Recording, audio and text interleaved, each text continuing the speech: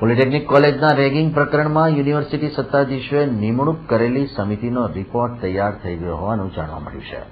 Polytechnic college ખાતે એક વિદ્યાર્થી પર રેગિંગ અને એક વિદ્યાર્થી પર જીવલેણ હુમલાના કિસ્સામાં યુનિવર્સિટી સત્તાધીશો દ્વારા 9 સભ્યોની એક સમિતિની રચના કરવામાં આવી હતી, જેઓએ તપાસ કરી રિપોર્ટ તૈયાર કરી લીધો હોવાનું જાણવા મળ્યું છે. આ રિપોર્ટ યુનિવર્સિટી સત્તાધીશોને સુપરત કરવામાં આવશે. પોલિટેકનિક કોલેજના વિવાદિત પ્રકરણમાં रिपोर्ट अंगे vice chancellor doctor Yogesh Singh ने विशेष माहिती दी। की रिपोर्ट आई है, लेकिन मैंने अभी नहीं देखी है क्योंकि कल मैं बाहर था। आज रिपोर्ट देखते हैं, उनकी क्या रिकमेंडेशन है, उसके हिसाब से कार्रवाई करेंगे।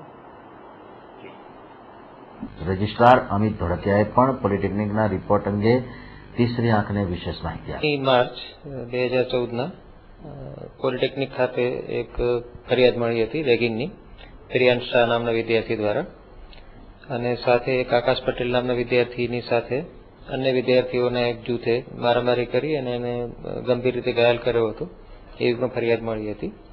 તપાસ કરતા પ્રથમ દ્રષ્ટિએ આ ફરિયાદમાં અમને તથ્ય જણાયું અને એના આધારે યુનિવર્સિટીના કુલ 9 વિદ્યાર્થીઓને એ જ સાંજે અમે તરત સસ્પેન્ડ કર્યા, જેમાં શ્રી જયેશ પલાઈ, હરપાલ રાણા, कुलदीप मोरी, विकास दुबे वगैरह जेवा एक स्टूडेंट आ तो हालना स्टूडेंटनो समावेश थतो हतो अने प्रोफेसर हेमंत माथुर सिंडिकेट सभ्यना वडपण हेठळ एक 6 सभ्योनी तपास समिति निमी हती.